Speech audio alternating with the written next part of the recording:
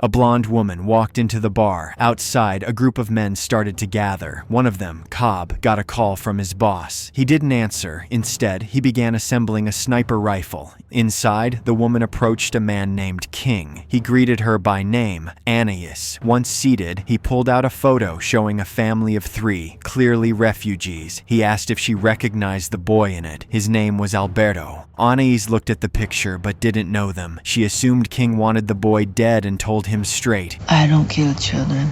King quickly corrected her. That's not what he was asking. He'd been hired to find the boy and needed her help. As they spoke, the men outside entered the bar and began to spread out. Anais glanced around and warned him. They were surrounded. The gang was already inside, ready to strike. King spotted one of them walk in and quickly headed for the restroom. Through the window, Anais spotted 2 men closing in. Moments later, gunfire broke out, throwing everything into chaos. King was still trying to slip away, but by the time the attackers burst into the restroom, he had vanished. He was hiding inside, feet lifted off the floor. Quietly, he scrawled a message on his arm, then sprang into action. Though not as quick as he once was, King managed to aim one thug's weapon at another, taking him out with his own partner's fire. But it didn't last. King was overpowered and hit. One of the men reached for a dropped gun, but King drove a pen into his groin, buying himself a chance to escape. Elsewhere, Anais had already dealt with her attackers. Calm and collected, she walked out the front door. King looked for her, but she was gone. Cobb had her in his sights, but couldn't get a clean shot. Then King stepped outside, right into the sniper's view. Cobb fired. King dropped. By morning, Deputy Director Medina was at the morgue, staring at his lifeless body. Her expression said it all. Then the coroner showed her what was written on his arm. King's final message: find the accountant. Well, today we're with the 2025 movie The Accountant 2. In case you haven't seen the first part, do check it out. The link is in the description. Also, consider giving a like and subscribing to support my work.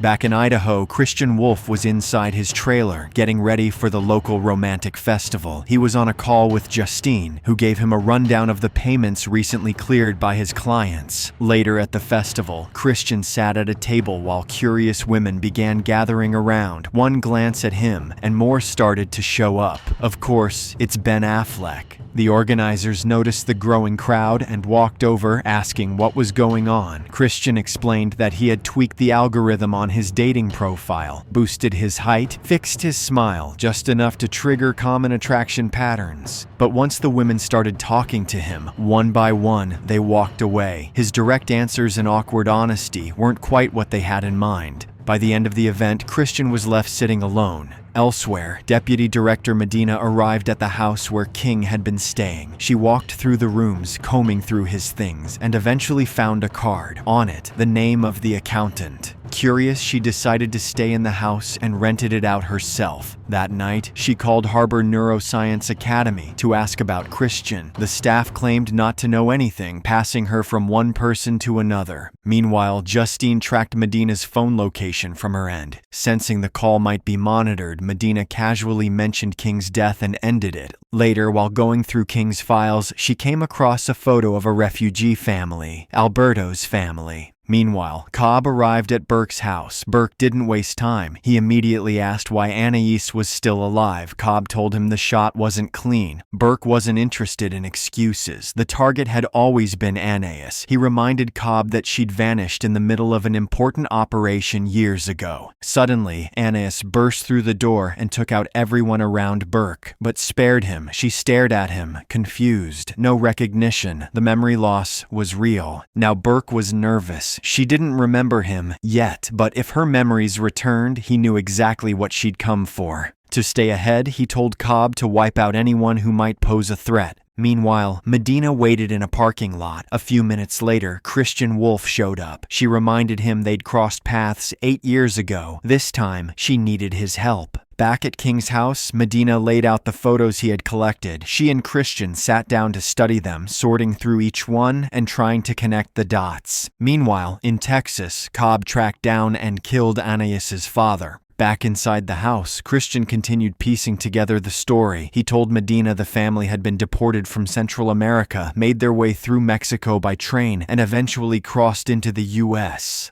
The boy, Alberto, had to be at least 13 by now. Christian also mentioned the mother, Edith Sanchez. She used to work at a pizza shop. That's where she got pulled into human trafficking. Seeing a possible lead, they headed straight to the shop. Medina questioned the manager, asking about a woman named Edith Sanchez. He said he didn't remember anyone by that name. She noticed something odd. Undocumented workers there paid steep taxes but never applied for any child deductions. When she pressed further, the manager got defensive and brushed them off, saying he'd only given those women a job.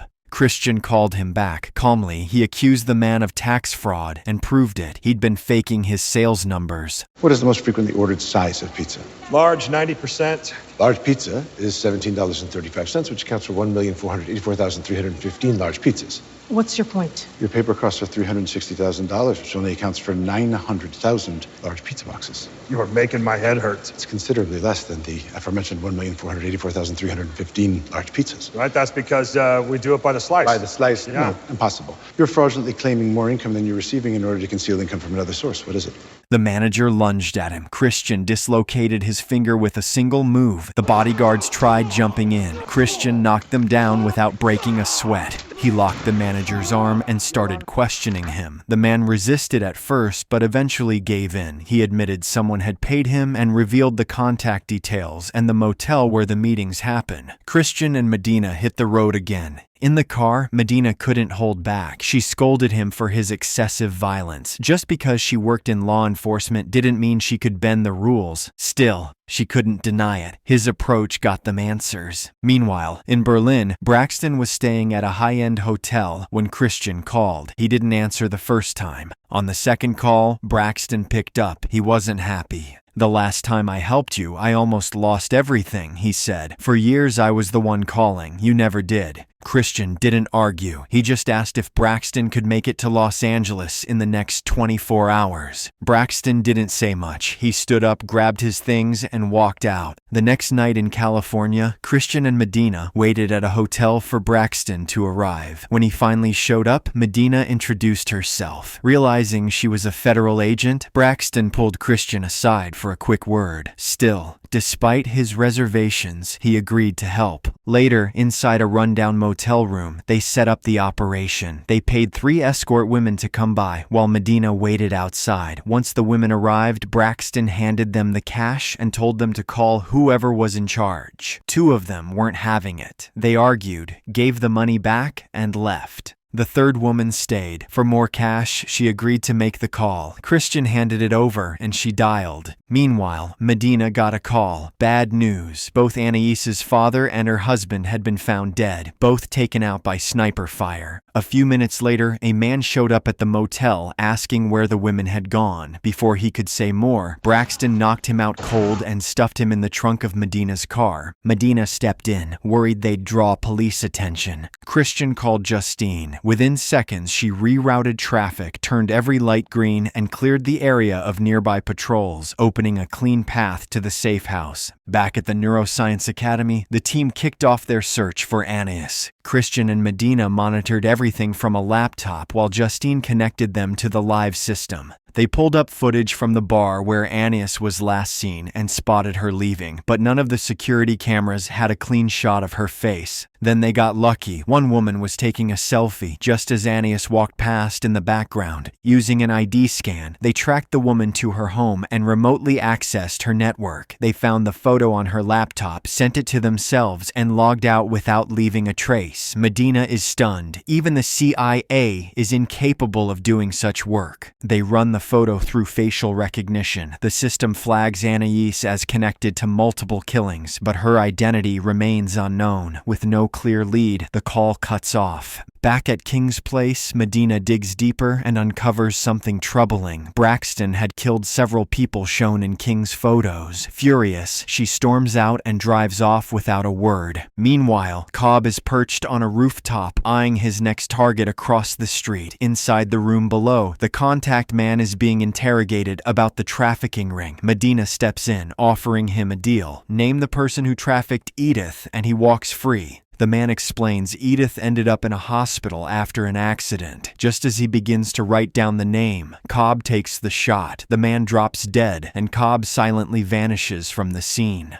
At the same time, Christian looks into a hospital record about an unnamed woman admitted after an accident. Convinced it might be Edith, he puts in a request for her files and ends the call. Later, Christian and Braxton catch up and decide to grab a drink. That night, at a lively pub, a woman walks up to Christian, but he brushes her off. Braxton nudges him to loosen up. Eventually, Christian joins her on the dance floor. They share a quick dance and a hug. She's clearly impressed, but the moment doesn't last. One of her friends suddenly lunges at Christian. Braxton jumps in, and the two take down the attackers in seconds before heading out. Back in the car, Braxton spots the number Christian got from the pub girl and grins. He teases him proudly, clearly amused. Meanwhile, Medina heads to the hospital where the unidentified woman had once been treated. A doctor meets her and pulls up video footage of Edith during her recovery. He explains she'd suffered major injuries and complete memory loss. But something unusual happened. Her brain began rebuilding itself at an accelerated rate. Her memory never fully came back, and her personality became someone else.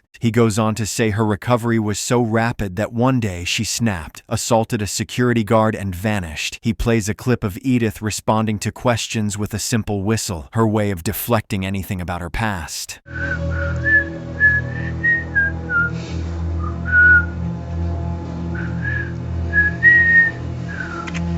As the footage rolls and Edith's face appears, Medina finally connects the dots. Anais is Edith. They're the same person. At that moment, Justine and her team remotely access the hospital system and download Edith's medical files. Elsewhere, Braxton receives a new contract. This time, the target is Medina. Not long after, Christian discovers the same hit has gone out to multiple assassins. He immediately heads for Medina's house, but Anais gets there first. She silently breaks in and starts searching the place. Medina confronts her, but is quickly overpowered.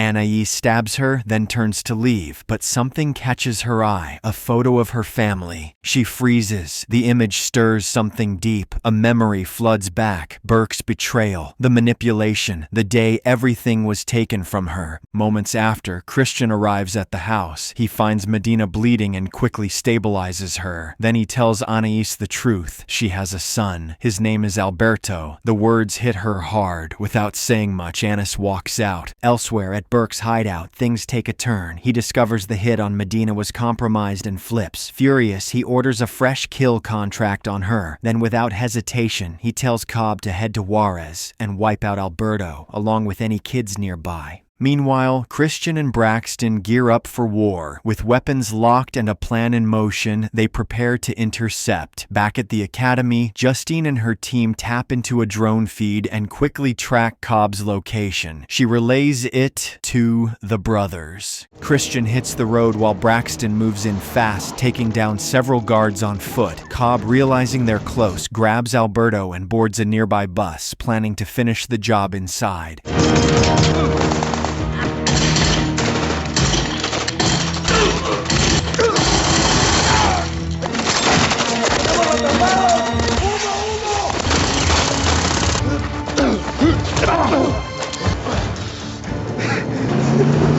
As the bus pulls away, Cobb spots Braxton and fires. Braxton recovers, clears the rest of the guards, and jumps into the fight with Christian. Inside the bus, Cobb holds a gun to Alberto's head, seconds away from pulling the trigger. But Christian and Braxton are faster. They shoot Cobb before he can react, saving Alberto and the other children on board. Soon after, Justine confronts Batu, the contractor behind Medina's hit, and forces him to shut it down. Then she sends Burke's location straight to Anais. The next day, Anais finds him. She doesn't hesitate. End his life. Back at Harbor Neuroscience Academy, the team gets ready to welcome someone new. Alberto arrives, and it's clear he's one of them. Well, that's the end of this recap. If you enjoyed this movie, consider subscribing for more interesting stories. See you in the next video. Bye-bye.